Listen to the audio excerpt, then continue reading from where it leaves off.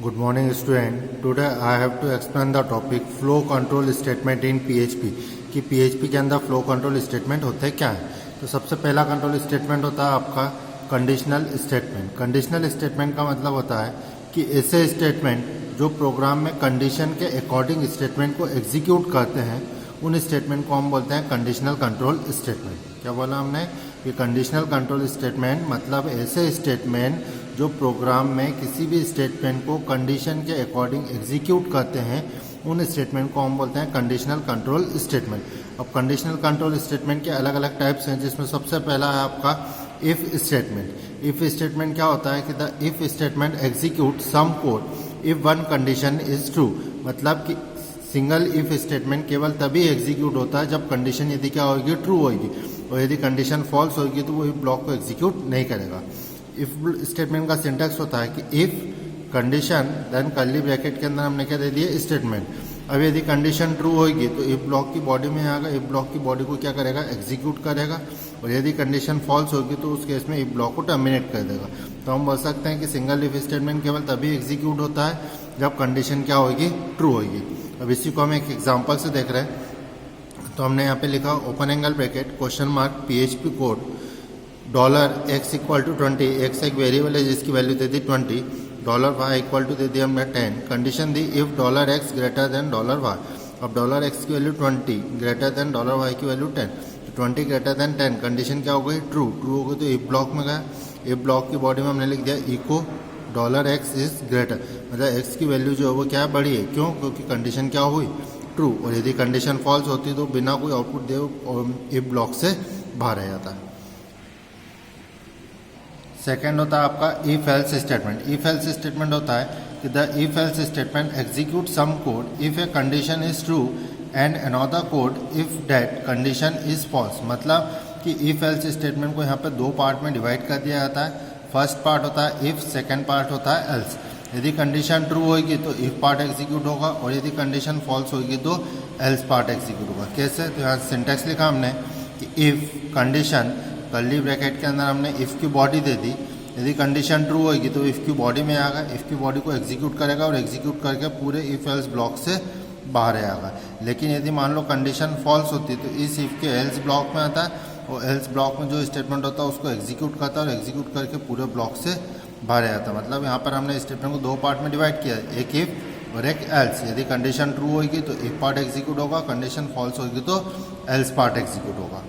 अब देखते हैं यहाँ पर हमने एक एग्जांपल लिया कि मान लो $x की वैल्यू हमने दे दी 20, $y की वैल्यू दे दी 10।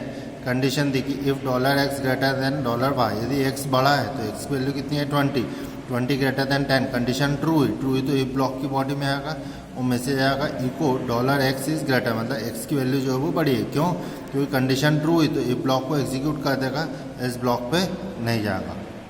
फिर हम देखते हैं तीसरा इसका होता है आपका इफ एल्स स्टेटमेंट। मतलब कि एक इफ के अंदर एक से ज़्यादा एल्स इफ स्टेटमेंट हम क्या करते हैं, यूज़ करते हैं। तो the if else statement execute different code for more than 2 condition. मतलब ऐसे स्टेटमेंट जिसके अंदर हम एक से ज़्यादा कंडीशन के अकॉर्डिंग जो है वो स्टेटमेंट को क्या करते हैं, एग्जीक्यूट करते हैं, उस स्टेटमेंट को हम बोलते हैं इफ एल्स इफ स्टेटमेंट। जैसे सिंटैक्स लिखा हमने कि इफ कंडीशन फर्स्ट, यदि कंडीशन फर्स्ट ट्रू होती है तो इफ की बॉडी में आएगा, स्टेटमेंट फर्स्ट को एग्जीक्यूट करेगा और एग्जीक्यूट करके पूरे ब्लॉक से बाहर आएगा। यदि मान लो कंडीशन फर्स्ट फॉल्स होती है तो उस केस में उस इफ के एल्स पार्ट में आएगा। सेकंड कंडीशन को क्या कर रहा है, चेक कर रहा है कि यदि सेकंड कंडीशन क्या होती है, ट्रू होती है, तो उस इफ के सेकंड स्टेटमेंट को एग्जीक्यूट करेगा और एग्जीक्यूट करके पूरे ब्लॉक से बाहर आएगा। यदि मान लें हमने जितनी भी कंडीशन दी है सभी कंडीशन क्या होती है, फॉल्स होती है, तो वो डायरेक्ट लास्ट एल्स पार्ट में आएगा और एल्स पार्ट में स्टेटमेंट इन को क्या कर देगा, एग्जीक्यूट कर देगा और एग्जीक्यूट करके पूरे ब्लॉक से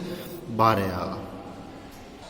नेक्स्ट होता है आपका स्विच स्टेटमेंट। स्विच स्टेटमेंट का मतलब होता है कि use the switch statement to select one of many block of code to be executed.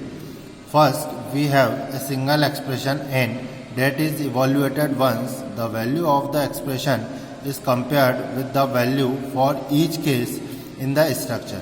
If there is a match, the block of code associated with that case is executed. Use break to prevent the code from running into the next case automatically. The default statement is used if no match is found. मतलब हम बोल सकते हैं कि switch statement के अंदर क्या होता है कि स्विच स्टेटमेंट के अंदर हम यहाँ से एक एक्सप्रेशन पास करते हैं. अब जो एक्सप्रेशन हमने पास किया है उस एक्सप्रेशन को इन स्विच के अंदर हमने मल्टीपल केसेस डिक्लेयर किए हैं. इन मल्टीपल केसेस में से किसी भी केस को हमको यदि एग्जीक्यूट करना है तो स्विच के अंदर यहाँ पर हमने एक एक्सप्रेशन पास किया. अब जो एक्सप्रेशन पास करेंगे वो यहाँ पर इंटीजर टाइप का हो सकता है या कैरेक्टर टाइप, इसके अलावा कोई दूसरा एक्सप्रेशन पास नहीं किया था. तो यहाँ से हमने स्विच में एक एक्सप्रेशन पास किया. जो एक्सप्रेशन पास किया वो उन सभी केसेस से क्या करेगा, मैच होगा. मतलब चेक करेंगे कि कौन सा एक्सप्रेशन वहाँ पे मैच हो रहा है. यदि मान लो एक्सप्रेशन फर्स्ट मैच होता है तो स्टेटमेंट फर्स्ट को क्या करेगा, एग्जीक्यूट करेगा और एग्जीक्यूट करके जैसे उसको ब्रेक मिला तो वो पूरे ब्लॉक से बाहर आएगा. लेकिन यदि मान लो हम स्विच के अंदर ब्रेक नहीं लगाते हैं और फर्स्ट वाला केस जो है वो क्या होता है, मैच होता है, तो फर्स्ट वाले केस को एग्जीक्यूट करेगा. एग्जीक्यूट करके वो ऑटोमेटिकली कहाँ आएगा, सेकंड पे, और सेकंड को भी क्या कर देगा, एग्जीक्यूट कर देगा. और फिर यदि उसको ब्रेक मिलता है तो वो स्विच ब्लॉक को टर्मिनेट कर देगा. तो हम बोल सकते हैं कि स्विच स्टेटमेंट के अंदर ब्रेक स्टेटमेंट का काम क्या होता है कि यदि मान लो किसी केस को एग्जीक्यूट करने के बाद उस स्विच ब्लॉक को यदि हमें टर्मिनेट करना होता है तो उसके लिए हम ब्रेक का यूज़ करते हैं. इन केस यदि मान लो हमने स्विच में कोई एक्सप्रेशन पास किया और वो एक्सप्रेशन यदि किसी भी केसेस से मैच नहीं होता है तो उस केस में डायरेक्ट वो डिफ़ॉल्ट ब्लॉक में आएगा और डिफ़ॉल्ट ब्लॉक में जो स्टेटमेंट होगा उसको क्या कर देगा, वो वहाँ पर एग्जीक्यूट कर देगा. तो स्विच स्टेटमेंट का मतलब क्या हुआ कि स्विच स्टेटमेंट जो होता है वो मल्टीपल ब्रांचिंग स्टेटमेंट कहलाता है, जिसके अंदर हम मल्टीपल केसेस क्या करते हैं, डिक्लेयर करते हैं.